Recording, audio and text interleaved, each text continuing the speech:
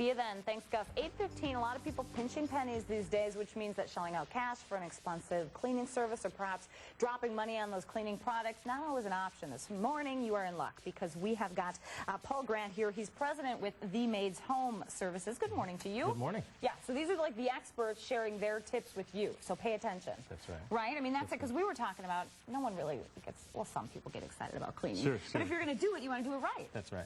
So where do you start? You came up with something easy to remember. Well, I wanted to make it easy for people if they forget nothing else or remember nothing else. Just remember, get spots. So let's clean up the house. Let's get the spots out of the house. Okay. And this acronym stands for, the G stands for gather. Okay. Meaning you want to gather all of your equipment. You want to make sure that before you start this project, you won't have to run back and forth to get different chemicals. So in our example, we use a bucket to keep our chemicals. But if at home, if you've got a laundry basket or the kids' wagon, whatever you need to move around and not have to go back and forth. Get your act together first. That's right. Okay. And What's that the E stands for extend. So, for example, with our vacuum, we can extend and get where the ceiling meets the wall and where all those cobwebs like me. I don't like webs or bugs, so we need to use this to get those out of there. Okay. And get a long extension cord as well, so you're not constantly unplugging and replugging in your vacuum. That is a very, very good piece of advice. Okay, and the T? The T stands for tunes. So for me, I like music. So you want to play a little music, something upbeat, so that it makes it a little easier for you. You're positive, and the job is going to be a lot easier if you play a little music. And you're kind of, that's what I do when I clean. That's right. You know, you're moving. That's right. All right, That's tunes are key. S.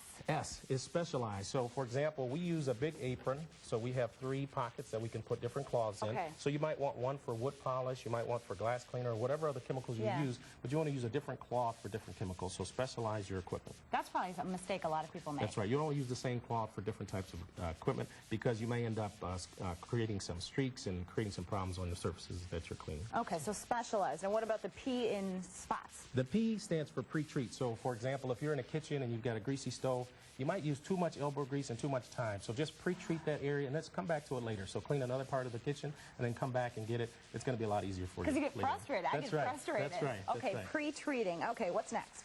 O is for once. So when you clean, you really only want to go through that surface one time. So just use overlapping strokes and just clean it once. Don't keep scrubbing all day. You'll just waste time. So just clean the surface once and then move on to your next section. Okay, just one time. Okay, and finally, T again? T stands for towels. So we would suggest using some microfiber cloths. These are great to get the streaks out of windows and mirrors. And they also do a good job of capturing the allergens and the dust so that you can take it out of the house. Don't just use a feather duster and move it around. Just take it out of your home. All right, and finally, S. That last S is a little special. It stands for secret sauce. Yeah. And so, for example, in our company, we cannot sell or you cannot buy these because they're made specially for us at the Maids. Yeah. However, you want to use whatever is your preference. So if you want to, with the economy, buy something that's a little bit cheaper or get something from the store that's economical, you use whatever you want to.